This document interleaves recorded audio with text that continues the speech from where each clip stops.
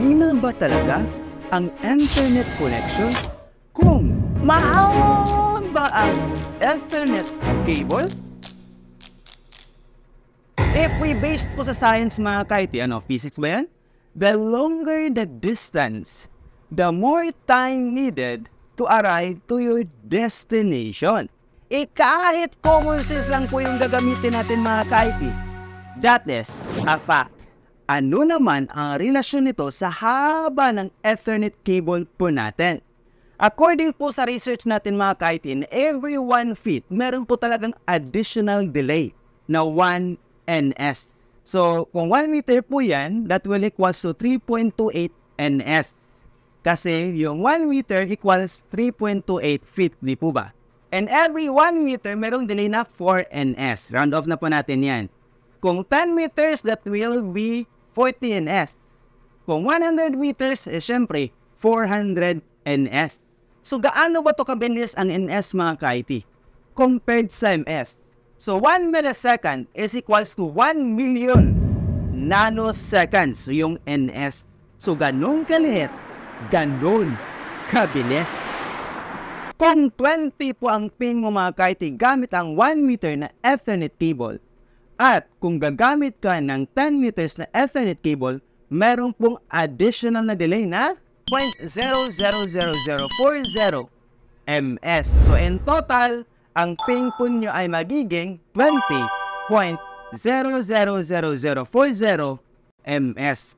So, kung 100 meters Ethernet cable naman po ang gagamitin ninyo, meron pong additional delay na 0.0004 ms. And total, ang ping po nyo ay magiging 20.0004 ms. Ngayon, maramdaman nyo ba ang delay? Diba? Hindi. What I've learned po dito mga kaiti is gaano man kalayo, as long as sobrang bilis, the distance doesn't matter. Bakit ping at latency ang pinag-uusapan natin instead of download and upload speed? Dahil in terms of connectivity po mga kaiti, dito po natin matest ang connection ng mga devices po natin to the internet. Dito din po natin malaman ang bilis ng data transmission from our device to the internet at pabalik sa ating device, or the round trip time or RTT. Technically, ang ping at latency are not the same. Explain po natin yan sa mga YT shorts po natin. By using the ping at latency mga kaiti, masisiguro po natin that our device can connect or connected to the internet. If ito ang resulta ng ping mo, in most cases that is bad connection. Kung ito naman ay unstable, at ito naman kung maganda or goods na goods ang inyong connection. Meron din po itong indirect effect sa download at upload speed. Anin mo ang malaki ang bandwidth kung putol-putol naman ang connection.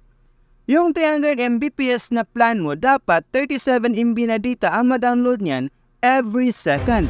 Baka abuti ng 1 oras yan dahil hindi reliable at stable ang inyong connection. Ngayon, analogy naman po tayo. Bump nila daw po yung like button. Now, let's say for example po mga kaiti, meron po tayong sasakyan. Patatakbuhin po natin ng 250 kilometers per hour sa highway or sa freeway na may haba na 251 kilometers. So, 1 kilometer extra lang. So, ngayon, pinaandar na po natin, tumakbo na siya sa 250 kilometers per hour. Dumaan ka sa 1 kilometer, 2 kilometers, 5 kilometers, 10 kilometers. Nagbago ba ang speed ng inyong sasakyan? Hindi ba hindi? Ngayon, dumaan ka naman sa 10 kilometers, 20, 30, 40, 50, 60, 70 kilometers. Nagbago ba ang speed ng sasakyan mo? Di ba hindi? Dumaan ka naman sa 100 kilometers, 150, 200 kilometers, and 250 kilometers. Nagbago ba ang speed mo?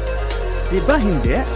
Ngayon, after sa 250 kilometers, humina na po ang inyong sasakyan. Bakit? Dahil hanggang doon na lang po ang inyong gasolina. So your gasoline is only good for 250 kilometers.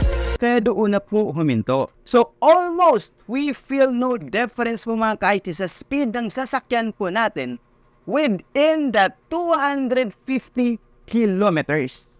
But after 250 kilometers, humina na po siya. Dahil hanggang doon lang po yung gasolina niya. Hanggang doon lang po yung kaya niya. Ganon din po sa Ethernet cable natin mga ka-IT. Almost we feel no difference sa speed as long as nasa 100 meters standard ka lang. So kung sumubra ka na po dyan, expect disconnections and RTOs. Pero meron din po yung mga variables mga ka-IT. So under good and almost perfect condition, yung sasakyan po natin is maintain ang speed to 250 kilometers per hour. Pero what if na flat tire ka? Pinara ka dahil taxi pala ang dala mo. Nag-red light, may tumawid. Biglang naging heavy ang traffic.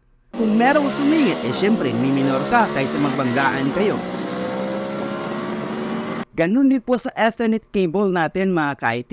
Kung merong interference like crosstalk, EMI or electromagnetic interference, radio frequencies, kinain ng daga, ilan lang po yan mga ka-IT sa pwedeng makaapekto sa paghina ng ating internet connection.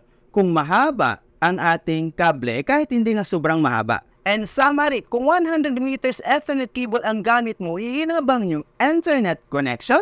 The short answer is no. As long as naset up lang po ninyo ito ng maayos. Kung sobra sa 100 meters, expect po mga ka-IT na meron pong disconnections and mga RTOs. So kung sobra 100 meters po talaga ang kailangan ninyo mga ka-IT, I recommend na fiber optic cable na lang po yung gagamitin ninyo or coaxial cable. Alamin kung bakit mas mabilis ang Cat 5e sa Cat 6e.